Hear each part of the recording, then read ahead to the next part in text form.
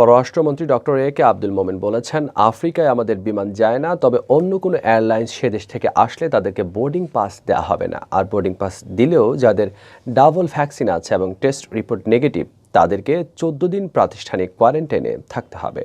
বৃহস্পতিবার বিকেলে সিলেটের শালুটুকুর এলাকায় ক্যাপ ফাউন্ডেশনের আরফান ভিলেজ এর উদ্বোধনকালে ওমিক্রন সতর্কতা বিষয়ে এক প্রশ্নের জবাবে তিনি একথা বলেন। তিনি বলেন, আফ্রিকার আশেপাশের দেশগুলোতে যারা আছেন তাদের ডিসকারেজ করার জন্য অথবা এখন দেশে না এসে পরে আসার জন্য সবগুলো মিশনকে বলে দেওয়া হয়েছে। তবে বাংলাদেশ প্রস্তুত, এটা সমস্যা হবে না বলেও জানান তিনি।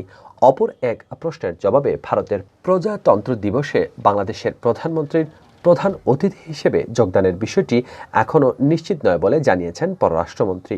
এর আগে দুপুরে পররাষ্ট্রমন্ত্রী ডক্টর এ.কে আব্দুল মোমেন সংক্ষিপ্ত সফরে বিমানযোগে ওসমানী আন্তর্জাতিক বিমানবন্দরে এসে পৌঁছান। বিকেলে ক্যাপ ফাউন্ডেশনের উদ্যোগে আরফান ভিলেজ স্থাপনের একটি অনুষ্ঠানে প্রধান অতিথি হিসেবে যোগ দেন তিনি।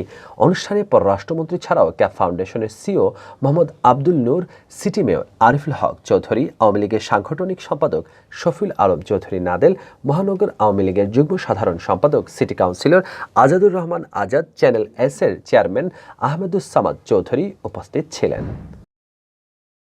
অন্যান্য দেশ যেহেতু সাউথ আফ্রিকা এটাকে আপনার বাধা দিচ্ছে, আমরাও সাউথ আফ্রিকা থেকে যারা আসবেন তারা আসলে 14 দিন কোয়ারেন্টাইন, বাধ্যতামূলক কোয়ারেন্টাইন। আর আশেপাশের দেশগুলো যারা আছেন, আমরা আমাদের সব মিশনকে বলেছি যে তাদের ডিসকারেজ করবে, এখন না এসে পরে। আর এই যে নতুন ভেরিয়েন্টটা জানি না এটা কি জিনিস, so we have to study it also, but we are ready. এটা আমাদের কোনো অসুবিধা নেই। এবং অন্য কোনো এয়ারলাইনে যারা আসবে তাদের আমরা বোর্ডিং পাস দেব না সাউথ আফ্রিকাতে।